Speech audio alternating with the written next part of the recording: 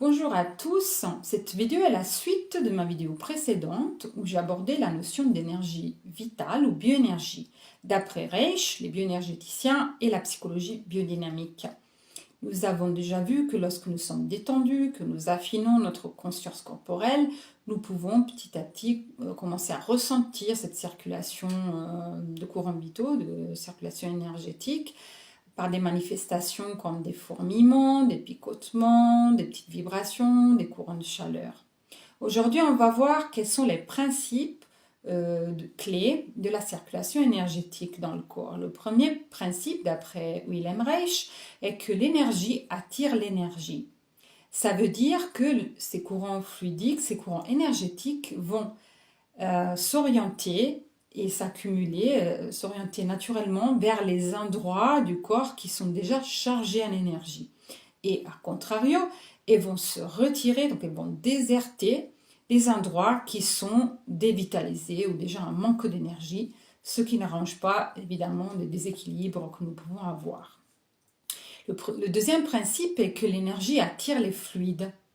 Ça veut dire qu'un courant énergétique, lorsqu'il rencontre un obstacle comme par exemple une cuirasse, donc une tension chronique, il va appeler à lui les fluides corporels qui vont s'accumuler sans pouvoir circuler librement en créant ce qu'on appelle des stases.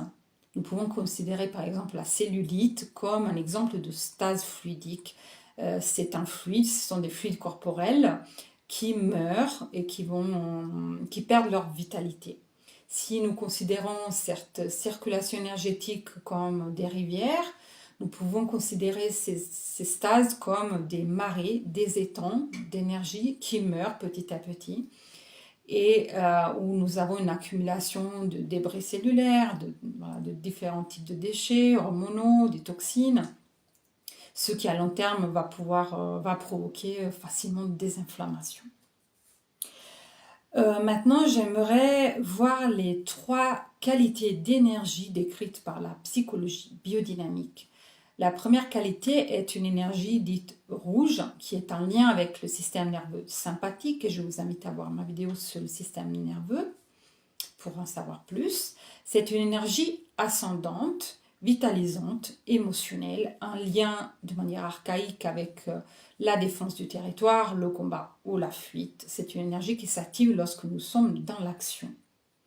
La deuxième qualité d'énergie est l'énergie bleue. C'est une énergie descendante, apaisante, harmonisante, qui s'active lorsque nous passons en mode parasympathique et lorsque nous sommes détendus, relaxés, en état de calme intérieur.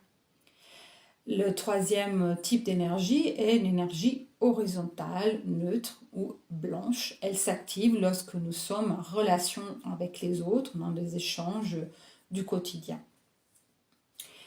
Comme d'habitude, l'idéal c'est d'avoir un équilibre entre ces 3 qualités d'énergie de manière à pouvoir avoir une bonne capacité d'adaptation à ce que la vie nous fait vivre au quotidien et de manière à pouvoir basculer d'une qualité d'énergie à une autre sans être figé ni dans l'énergie rouge, ni dans la bleue, ni uniquement dans la blanche. De manière à gagner en liberté d'être et en souplesse et à pouvoir se sentir bien, pouvoir réguler quand il y a besoin, être efficient et capable de s'activer lorsqu'on a besoin et d'avoir un relationnel apaisé et serein. Voilà, c'est tout pour aujourd'hui. Je vous dis à bientôt.